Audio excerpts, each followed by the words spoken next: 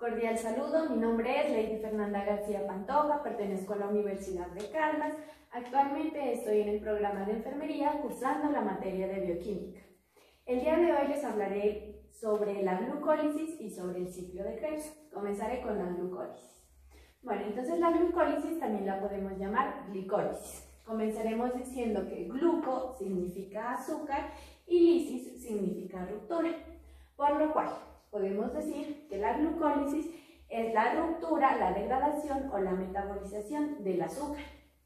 Generalmente las funciones de la glucólisis son muy básicas. Entre ellas encontramos que la glucólisis se encarga de generar la energía necesaria para que las células puedan funcionar.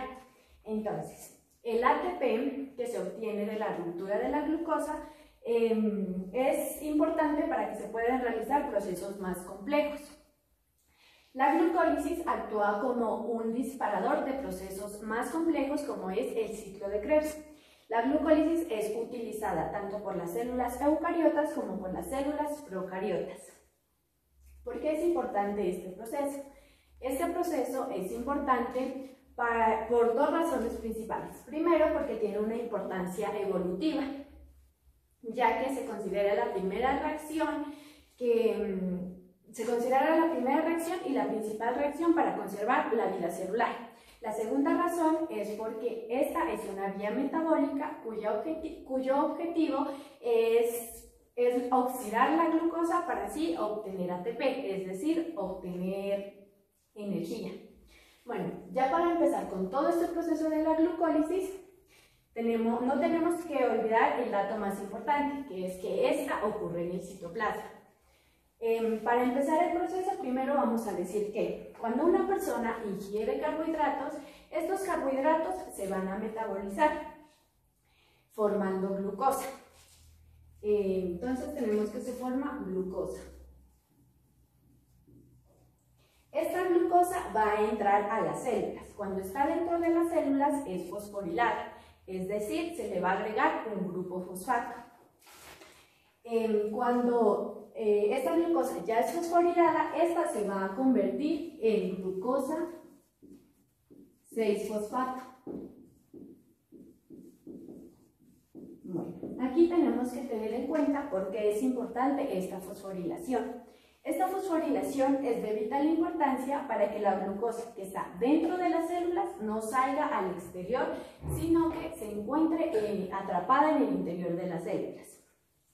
Este proceso de glucosa a glucosa 6-fosfato se da gracias a dos enzimas, que son, por un lado está la hexoquinasa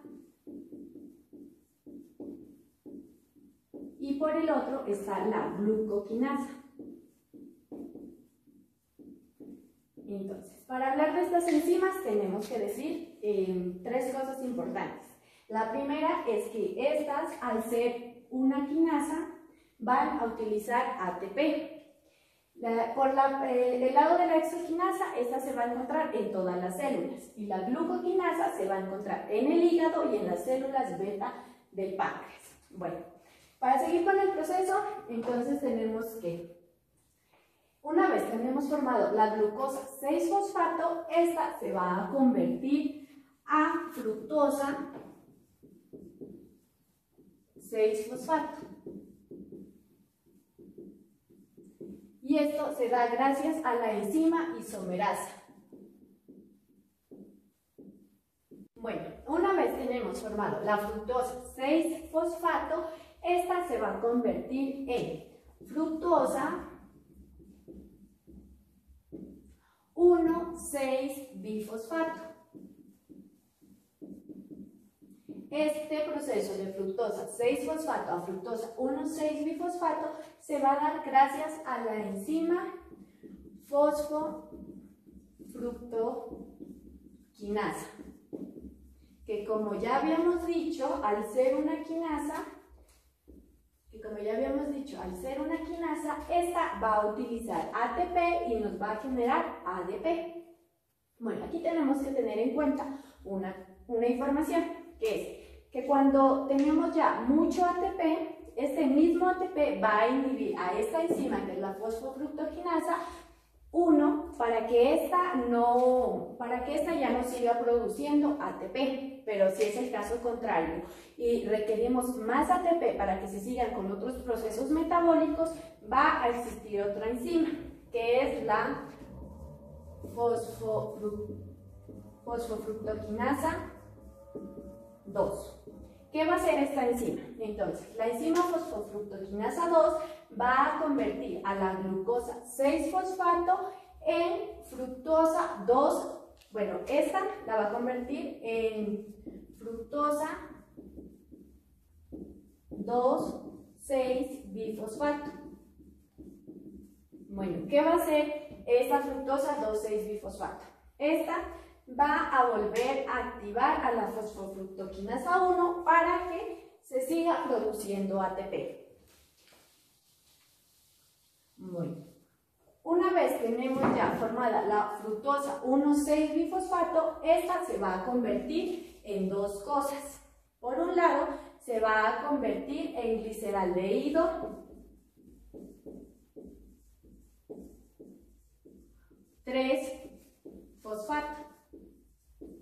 Y por otro lado, se va a convertir en dihidroxiacetona.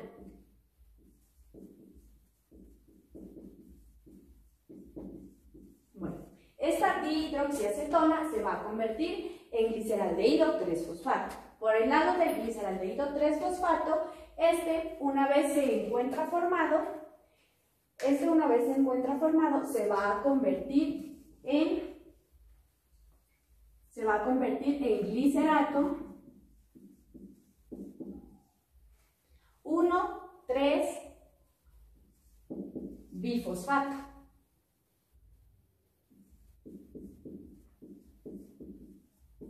Y este proceso de gliceraldehído 3-fosfato a glicerato 1,3-bifosfato se va a dar gracias a la enzima gliceraldehído 3-fosfato deshidrogenasa.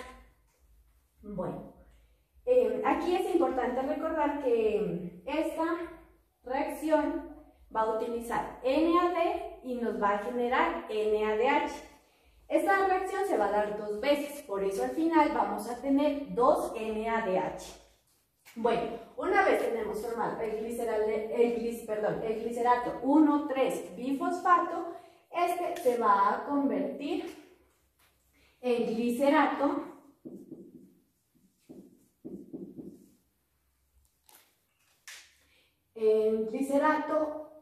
3-fosfato. Y este proceso de glicerato 1,3-bifosfato a glicerato 3-fosfato se va a dar gracias a la enzima fosfoglicerato quinasa.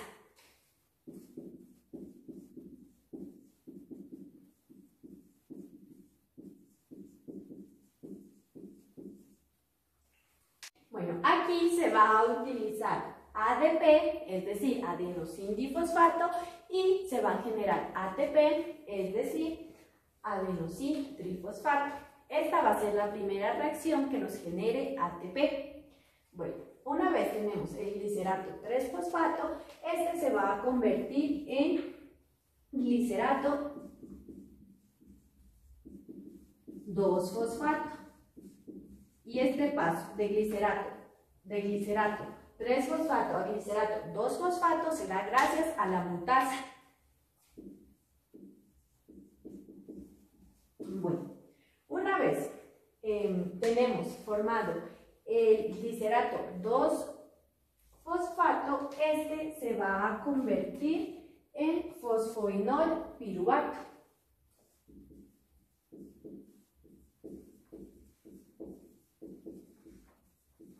Y esto también se da gracias a una enzima que es la enolasa. Bueno, este fosfoinol piruvato finalmente se va a convertir en piruvato, que es lo que estábamos buscando de todo este proceso de la glucólisis. Este fosfoinol piruvato se va a convertir a piruvato por una enzima que es la piruvato quinasa. Aquí también se va a utilizar ADP y se va a generar ATP, siendo la segunda reacción que nos genere ATP. Pues ya para terminar con todo este proceso de la glucólisis, podemos decir que el piruvato se va a formar en el citoplasma, por lo cual podemos seguir con otro proceso que se va a dar en la mitocondria, que es el ciclo de Krebs. Bueno, a continuación les hablaré sobre el ciclo de Krebs. El ciclo de Krebs también recibe el nombre de ácido cítrico. Este corresponde a uno de los procesos metabólicos de la respiración aeróbica. Es utilizado por las células aeróbicas, pero este proceso o este ciclo no es utilizado ni por los glóbulos rojos, ya que estos no tienen mitocondria, ni por el músculo que está en ejercicio, ya que este utiliza una vía anaeróbica. Bueno, el ciclo de Krebs cumple varias funciones que ayudan al metabolismo celular. Una de ellas es que promueve la descomposición de los productos finales de carbohidratos, de lípidos y de algunos aminoácidos, convirtiéndolos en acetilcoenzima A, gracias a la liberación de dióxido de carbono, de agua y la síntesis de ATP. El ciclo de Krebs corresponde a una secuencia de 8 reacciones oxidativas. Estas reacciones se dan gracias a unas enzimas que se encuentran presentes en la mitocondria. Estas enzimas se van a encargar de catalizar la reacción, es decir, de aumentar la velocidad de estas reacciones. Bueno, entonces para seguir hablando del ciclo de Krebs tenemos que tener en cuenta 3 datos importantes, que son: el primero, pues que ya lo mencioné, el primero es que se va a producir o se va a realizar en la matriz mitocondrial. El segundo dato es que para que se realice el ciclo de Krebs es necesario que se realice la glucólisis. El tercer dato es que el piruvato, que es el producto final de la glucólisis, este piruvato se va a convertir en acetilcoenzima A, que es el principal precursor del ciclo de Krebs. Entonces, tenemos que el piruvato se va a convertir en acetilcoenzima A gracias a una enzima que es la piruvato deshidrogenasa.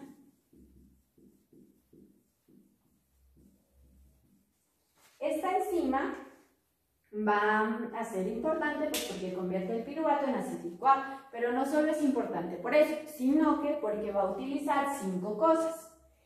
Bueno, en esas 5 cosas está la tiamina, que es vitamina B1, está el FAD, utiliza NAD, utiliza coenzima A y utiliza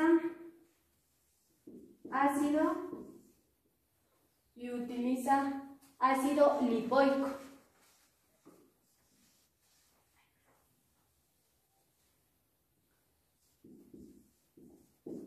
Podemos decir que la tiamina corresponde a la vitamina B1. El FAD corresponde a la vitamina B2. El NAD corresponde a la vitamina B3. La coenzima A va a corresponder a la vitamina B5. Entonces, estas 5 cosas son 5 cofactores que van a ayudar a que el piruvato se convierta a acetilcoenzima A.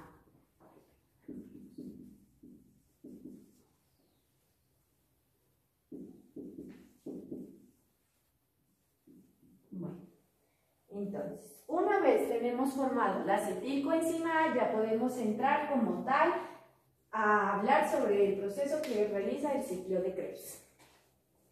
Entonces, tenemos la acetilcoenzima A.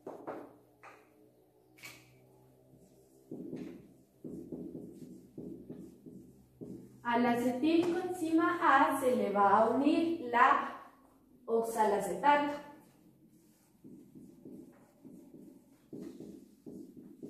Bueno, la unión de estos dos nos va a generar citrato.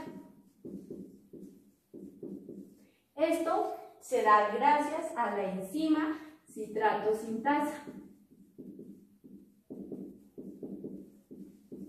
Aquí debemos tener en cuenta dos cosas. Bueno, la primera es, cuando ya tenemos mucho ATP, este citrato se va a inhibir y como tal no va a entrar al ciclo de Krebs, sino va a entrar a formar ácido graso de citrato. Pero si tenemos el caso contrario, de que requerimos ATP para otros procesos metabólicos, vamos a tener que este citrato se va a convertir en cis-aconitato.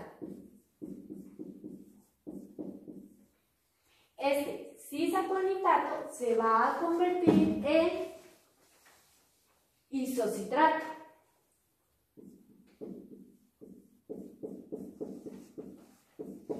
Este paso de cis-aconitato a isocitrato se da gracias a una enzima que recibe el nombre de aconitasa.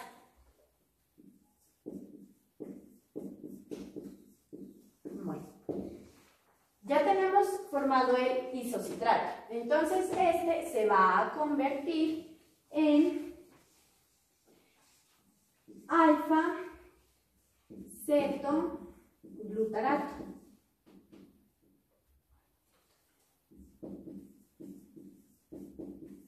Entonces, el paso del isocitrato al alfa-cetoglutarato se da gracias a una enzima que es la isocitrato deshidrogenasa.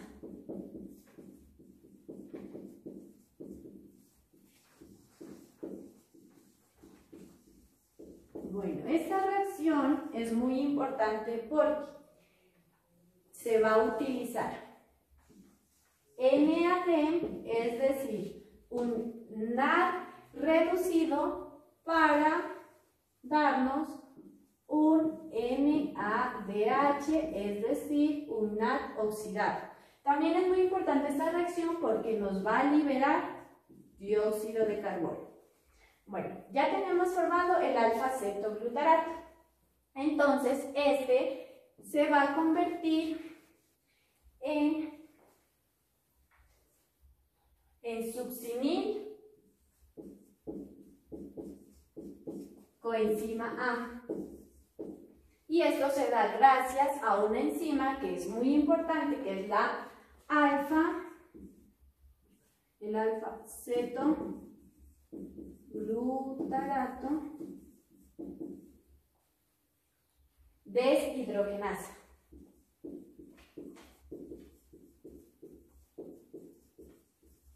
Bueno, esta enzima, ¿por qué es importante? Pues primero que todo porque convierte el cetoglutarato en succinilcoenzima A, pero también es importante porque esta enzima también va a utilizar los cofactores que ya habíamos nombrado al principio. Bueno, esta reacción también va a utilizar un NAD, es decir, un NAD reducido, y nos va a generar un NADH, es decir, un NAD oxidado. Bueno, ya tenemos formado el succinilcoenzima A. Entonces, ese succinilcoenzima A se va a convertir en succinato.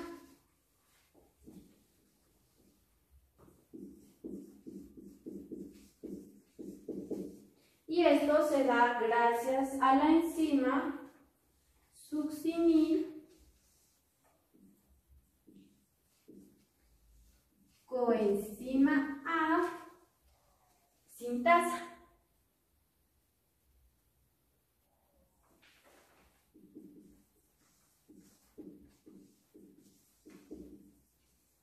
Bueno, esta reacción es importante porque va a utilizar GDP más un fosfato inorgánico y nos va a generar GTP. Este succinato se va a convertir en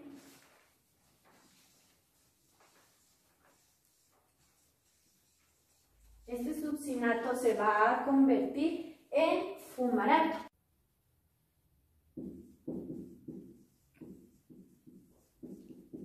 Gracias a la enzima succinato deshidrogenasa. Esta reacción es importante porque va a utilizar FAD y nos va a generar FADH, que por lo general esta produce 2 ATP. Bueno, tenemos que el fumarato se va a convertir en malato gracias a la enzima fumarasa.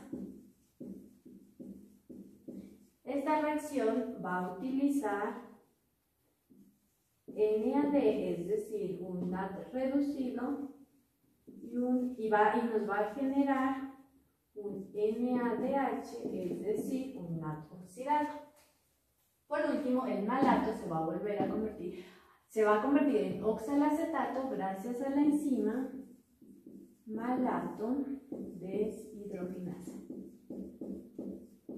Y así se vuelve a repetir el ciclo. Debemos tener en cuenta para la siguiente información, que es el ciclo de Krebs va a producir energía, pero no lo hace directamente, sino que este va a producir GTP y por cada molécula del GTP se va a producir un ATP. El FAT y el NAD no se van a convertir directamente a ATP en el ciclo de Krebs, sino que ya lo van a hacer en la respiración celular. Tenemos que tener en cuenta que por cada molécula de glucosa se van a producir 2 piruvatos, por ende se van a producir 2 acetilcoenzima A y por ende se van a producir 2 ciclos de Krebs. Por cada molécula de glucosa vamos a obtener de 30 a 32 ATP y nos hemos de preguntar de dónde sale este número tan grande. Entonces, ya para contar los ATP totales vamos a tener en cuenta la glucólisis, el ciclo de Krebs y la respiración celular. Pues ya para terminar, es muy importante tener en cuenta que un NAD va a producir 3 ATP. Un FAT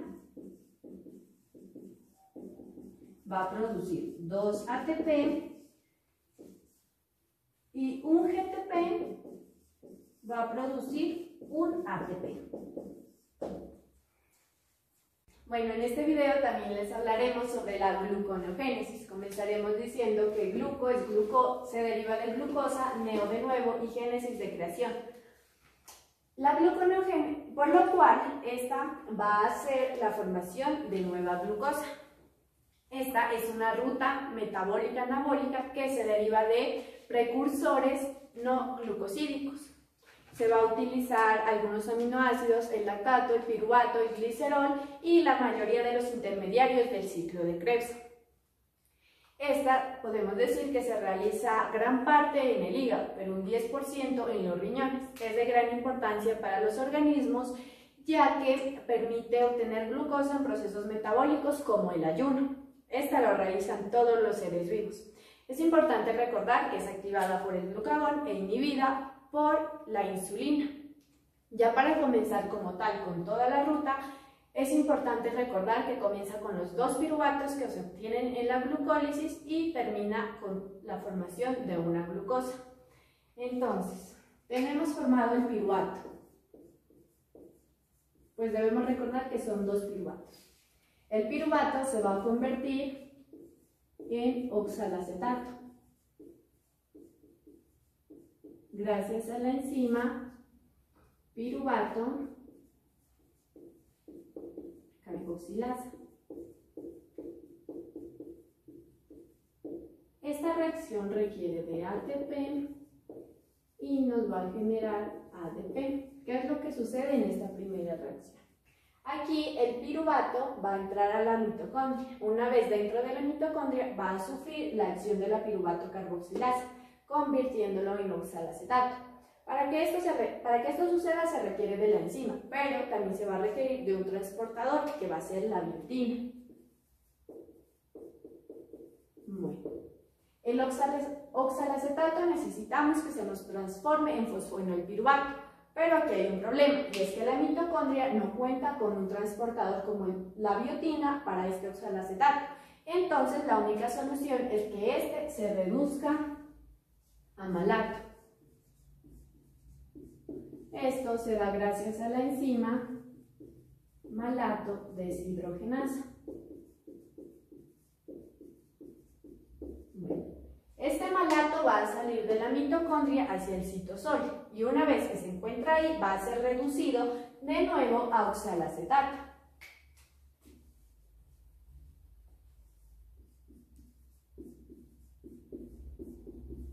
Esto se va a dar gracias a la enzima malato deshidrogenasa, pero del citosol. Aquí se va a requerir de NAD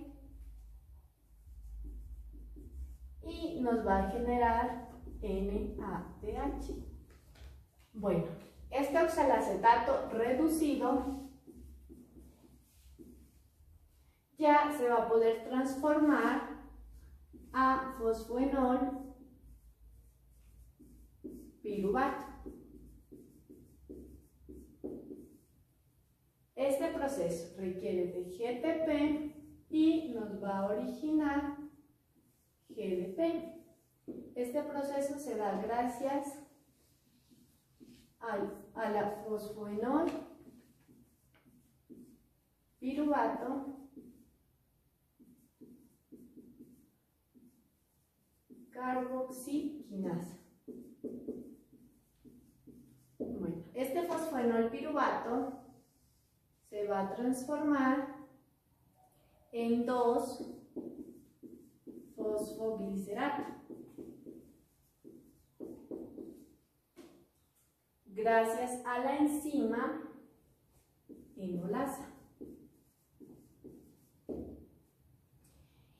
Este 2-fosfoglicerato se va a poder transformar a 3-fosfoglicerato gracias a la enzima fosfoglicerato mutasa.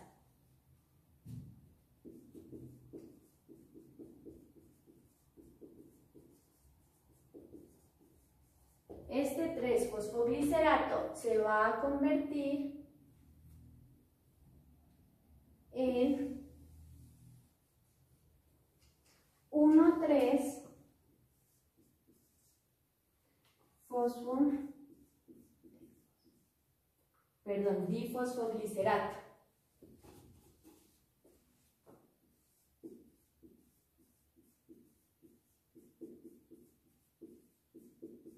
Y esto se da gracias a la enzima fosfoglicerato deshidrogenasa.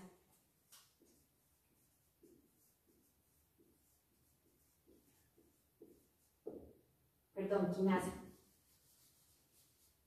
Fosfoglicerato quinasa.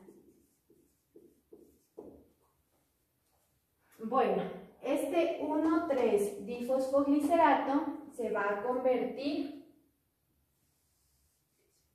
en gliceraldehído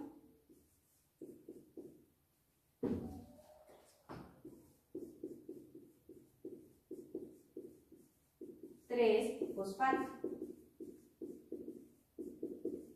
Y esto se va a dar gracias a la enzima gliceraldehído 3-fosfato deshidrogenasa.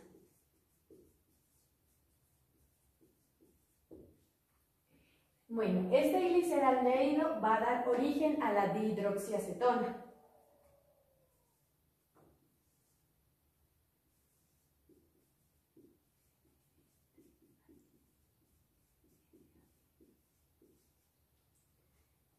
Esto se va a dar gracias a la enzima triosa fosfato isomerasa.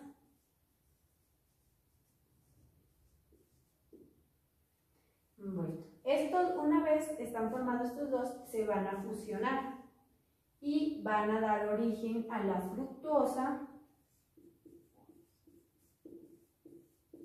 1,6-difosfato. Y esto se va a dar gracias a la enzima aldolasa.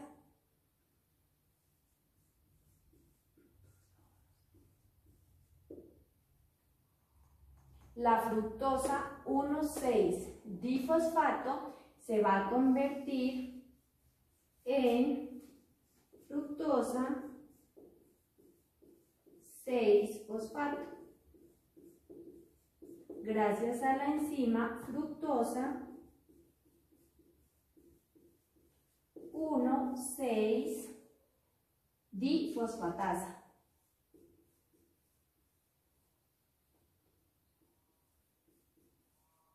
Esta reacción va a utilizar H2O para liberarnos un fosfato inorgánico. Bueno, la fructosa 6-fosfato se va a convertir en glucosa 6-fosfato. Y esto se va a dar gracias a la enzima fosfohexosa isomerasa. Finalmente hemos llegado a lo que estábamos buscando de todo este proceso, que es que la glucosa 6-fosfato se convierta a glucosa. Este proceso se va a dar gracias a la enzima glucosa 6-fosfatasa, que también va a utilizar H2O y nos va a liberar un fosfato inorgánico. No debemos olvidar que estas reacciones también requieren de magnesio.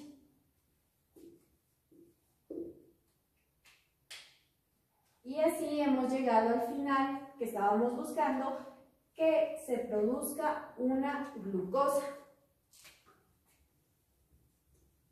Esta glucosa finalmente va a llegar a todos los tejidos por la circulación en general. Y esto ha sido todo. Gracias.